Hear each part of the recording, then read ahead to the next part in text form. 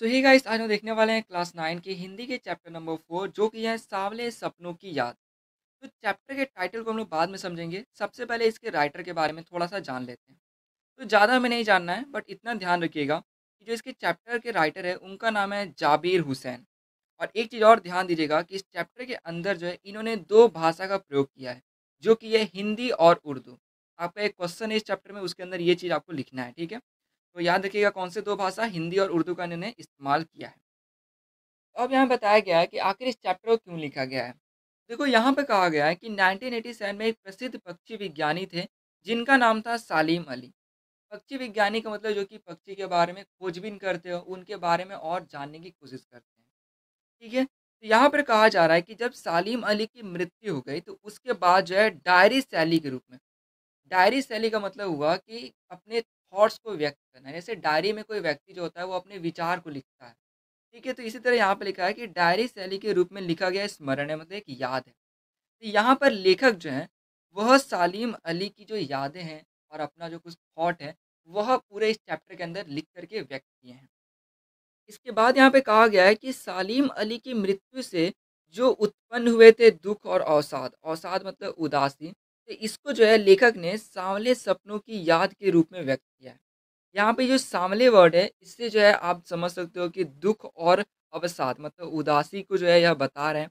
यहाँ पे ये कहना चाह रहे हैं साँवले सपनों की याद मतलब दुःख और उदासी से भरे हुए सपनों की याद। तो यहाँ पे अब लिखा जा रहा है कि सालिम अली जो है, उनका स्मरण करते हुए, उनको ध्यान में रखते हुए, उनको याद करते हुए जो लेखक है वह उनके बारे में लिख रहे हैं। इसके बाद कहा जाता है कि लिखने का जो तरीका है मतलब जो भाषा है और जो भाषा की रवानी, रवानी मतलब बहाव, जिस तरीके से लिखा गया है इस पूरे चैप्टर को और जिस तरह से इसको अभिव्यक्ति, अभिव्यक्ति का मतलब है कि प्रकट करना और एक्सप्रेस मतलब जिस तरह से एक्सप्रेस किया गया है, जिस तरीके से लिख कर के प्रकट किया गया है, इसमें सेंटेंस का यूज़ किया गया है, वो बहुत ही ज़्यादा दिल को छू जाती है।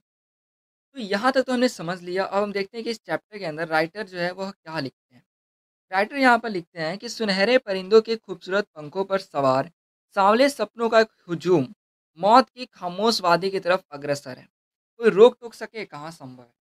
यहाँ पे सिंपली यह बताते हैं कि देखो, जब सालिम अली जी की मौत हो जाती है, तब जितने भी लोग वहाँ पर मौजूद होते हैं और जब शव यात्रा हो रही होती है, तो वहाँ पे जितने भी लोग होते हैं, उनके अंदर जो है सालिम अली की कुछ ना कुछ यादें होती हैं और उस यादों को उन्होंने क्या बताया?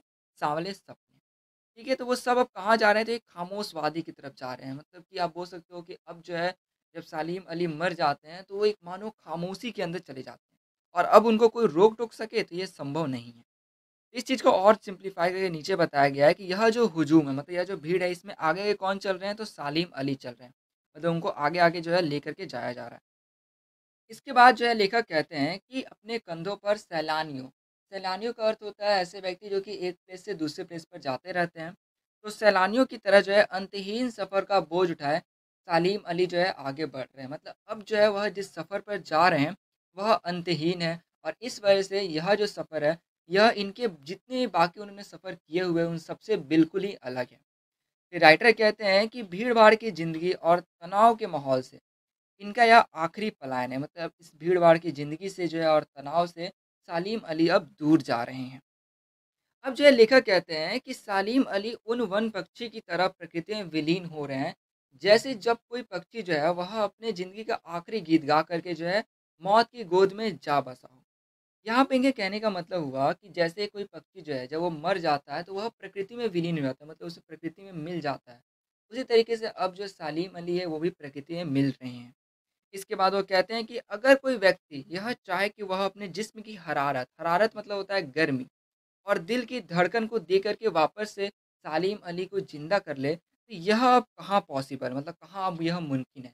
अगर कोई आदमी ऐसा करना चाहता भी है तो अब यह नहीं हो सकता है क्योंकि सालिम अली तो अब मर चुके हैं। और अपनी इस बात को आगे बढ़ाते हुए कहते हैं कि मुझे नहीं लगता है कि कोई सोए हुए पक्षी को जगाना चाहेगा। मतलब ये वापस से लेखक कहते हैं कि मुझे लगता नहीं है कि जो आदमी मर गया है उसे अब कोई आदमी ज़िंदा करना चाहेगा। इसके बाद वो कहते हैं कि वर्षों पूर्व मतलब कुछ साल पहले जो है खुद सालिम अली ने यह कहा था कि लोग जो है पक्षियों को और जो है नेचर मतलब प्रकृति जो है जैसे प्रकृति में जैसे चीज़ें हो गई, पहाड़ हो गया, झरना, आबशारों जो है इससे मतलब झरना ही होता है, ठीक है? उसको जो है प्रकृति की नज़र से ना देख कर के जो है आदमी की नज़र से देखते हैं। अब इसका मैं मीनिंग समझाता हूँ। यहाँ पे इन्होंने कहा कि पक्षियों को और प्रकृति को लोग जो है आदमी की नज़र से देखता है। मतलब उसे जो है प्रकृति की नज़र से ना देख के लोग क्या करता है, तो उसे भी आदमी की नज़र से ही देखता है। इनके कहने का मतलब था, मान लो एग्ज़ाम्पल मैं देता हूँ। आपको एक पक्षी दिखा, आपने उसे पकड़ लिया, अब आपने उसे पिंजरे में डाल दिया, आप उसे जो है रोज़ अच्छा खाना दे रहे हो, पानी उसको दे रहे हो, ठीक है? तो अब आप यह सोच रहे हो कि मैं तो इसे अच्छा खाना और पानी तो दे ही रहा हूँ, तो इसे कहीं जाने की क्या ही ज़रूरत है? तो ये क्या है? तो यह आप अपने तरफ से सोच रहे हो, अपने नज़रिए से देख रहे हो। लेकिन आप जो है उस पक्षी के नज़रिए से नहीं देख रहे हो कि उस पक्षी को क्या चाहिए। लाइक आपको तो लग रहा है कि चलो मैं इसे सब कुछ दे ही रहा हूँ, खाने-पीने के लिए, अब इसे क्या चाहिए? लेकिन उस पक्षी को अगर कहा जाए, देखा जाए तो उस पक्षी को आज़ादी चाहिए होती है। इससे आप समझ सकते हो कि जो सालिम अली है, वह यह बताना चाह रहे हैं कि मनुष्य जो है वह स्वार्थी है। वह सभी चीज़ को जो है अपने नज़रिए से देखता है, चाहे प्रकृति में जो भी चीज़ें हैं, पक्षियों को, इन सभी चीज़ों को। इसी पर जो है सालिम अली भी कहते हैं कि भला कोई आदमी अपने कानों से पक्षियों की आवाज़ का मधुर संगीत सुनकर अपने भीतर रोमांच रोमांच मतलब होता है थ्रिल, या फिर आप कहो सस्पेंस का श्रोता पूर्णतः महसूस कर सकता है। मतलब क्या बहुत ज़्यादा सस्पेंस या थ्रिल उसके अंदर आ सकता है जब भी वो किसी पक्षी की आवाज़ को सुनता है? तो देखो, यहाँ पे आंसर है नहीं, क्योंकि देखो हम पक्षी की आवाज़ को जानते नहीं हैं। हम नहीं जानते हैं कि भाई वो क्या बोल रहे हैं, क्या नहीं बोल रहे हैं। हमें यह कह सकते हैं कि जब हम पक्षी की आवाज़ को सुनते हैं और बहुत ही अगर हमें अच्छा लगता है, तो इसका मतलब कि हम जो है एंटरटेन हो रहे हैं उससे। ठीक है? हम समझ तो सकते नहीं है पक्षी की आवाज़ को कि हम थ्रिल में रहेंगे कि भाई इसके आगे वो क्या बोलेगा, उसके आगे क्या बोलेगा। यही कहना चाह रहे हैं कि हम पक्षी की जो आवाज़ है, उससे क्या होते हैं, बस एंटरटेन होते हैं। हम उनको नहीं समझ रहे हैं, हम अपने पॉइंट ऑफ व्यू से क्या हो रहे हैं, तो एंटरटेन हो रहे हैं। वो बोल रहा है तो हमें लग रहा है यार कितना अच्छा आवाज़ निकल रहा है, बस। इसी पर अब आगे जो है, यहाँ पे अब लेखक कहते हैं कि एहसास की ऐसी एक ऊबड़-खाबड़ ज़मीन, मतलब आप बोल सकते हो जम जो हमारा लाइफ़ है, इसमें बहुत ज़्यादा ऊँच-नीच होता रहता है, ठीक है? लाइफ़ में बहुत सारी चीज़ें देखने को मिलती है, ठीक है? ज़मीन पर जन्मे मिथक का नाम है सालिम अली। देखो जो मिथक है, इसका मैं आपको 2 मीनिंग बताता हूँ। पहला क्या है, मिथक का मतलब होता है इमेजिनरी, मतलब जो काल्पनिक हो, और इसी तरह मिथक का एक और आप मतलब समझ सकते हो, जैसे कि हम लोग कहानी सुनते हैं, हम लोग रामायण, महाभारत ये सब सुनते हैं। इसके अंदर हम देखते हैं कि ऐसे-ऐसे लोग थे, जैसे भगवान उसमें हम देखते हैं, श्री कृष्ण जी को देखते हैं। इसी तरह हम लोग जो है और भी ऐसे लोगों को देखते हैं जिनमें बहुत ज़्यादा ताकत है, जैसे भीम, इन सब के बारे में हम लोग जानते हैं। ये सब क्या हो गया, तो यह आम आदमी से वह बढ़कर है, मतलब उनके बारे में हम लोग जान रहे हैं।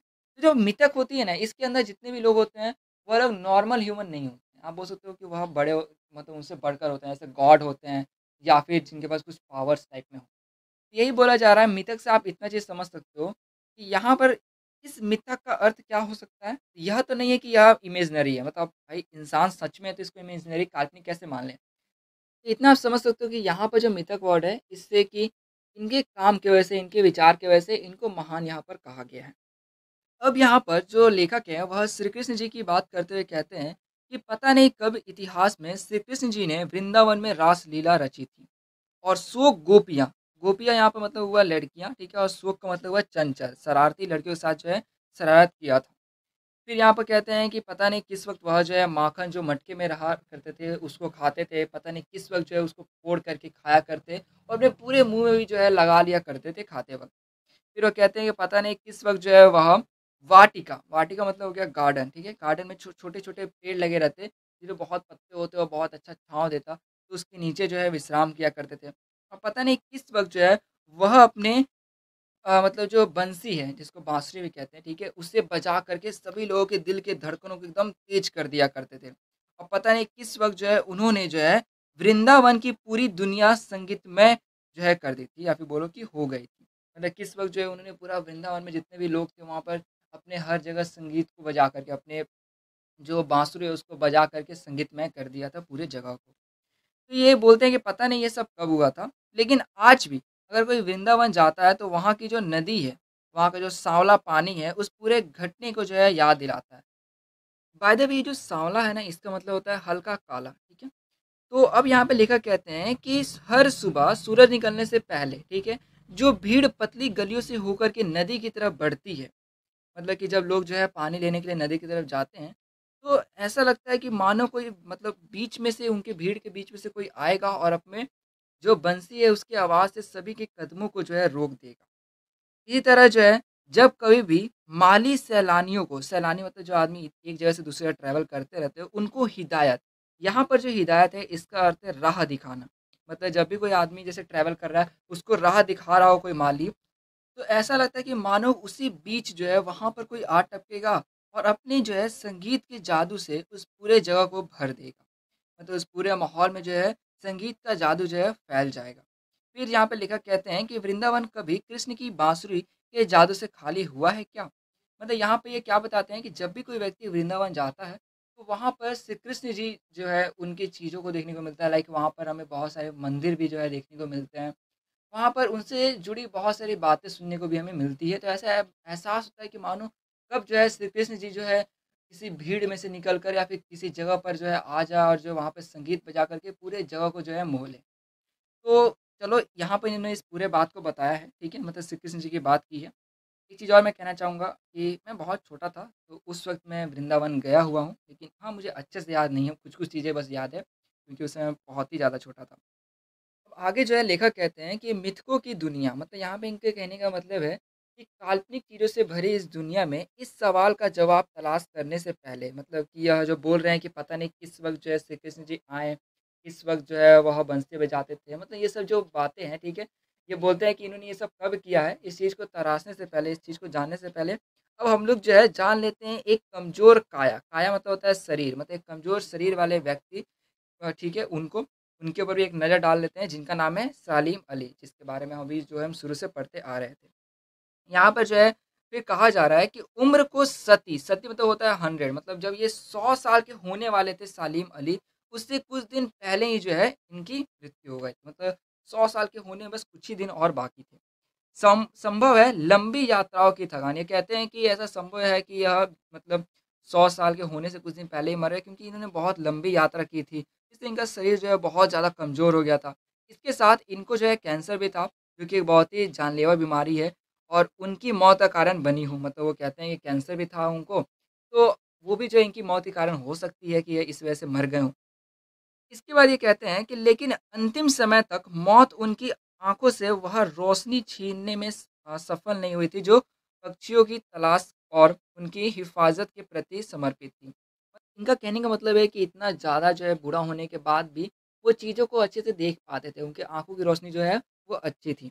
फिर ये कहते हैं कि सालिम अली की आँखों पर चढ़ी दूरबीन उनकी मौत के बाद ही तो उतरी थी।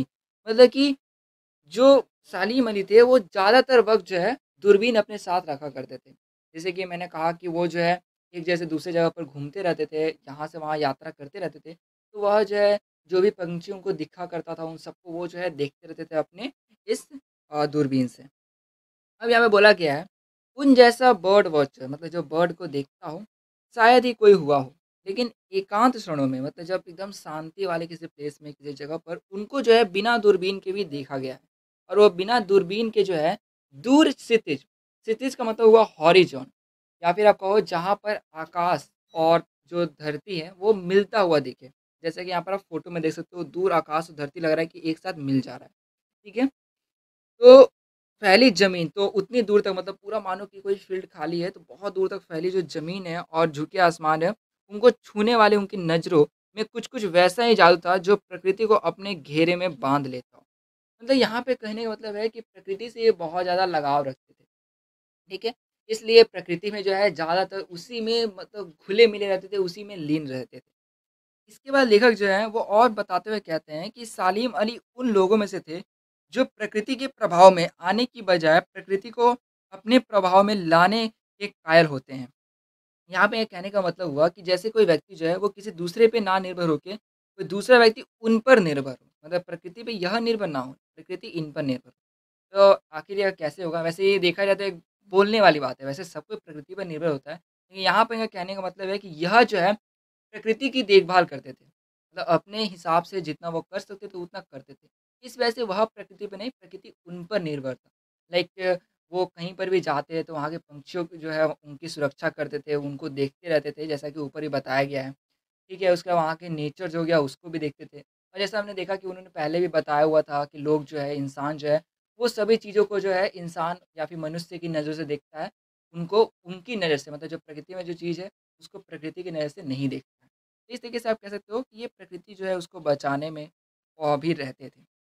इसके बाद लेखक कहते हैं कि सालीम अली के लिए जो प्रकृति थी वो एक हँसती-खेलती रहस्य से भरी हुई दुनिया थी जो कि पसरी हुई थी। पसरी मतलब फैली हुई थी, एक दुनिया फैली हुई जो कि रहस्य से भरी हुई है।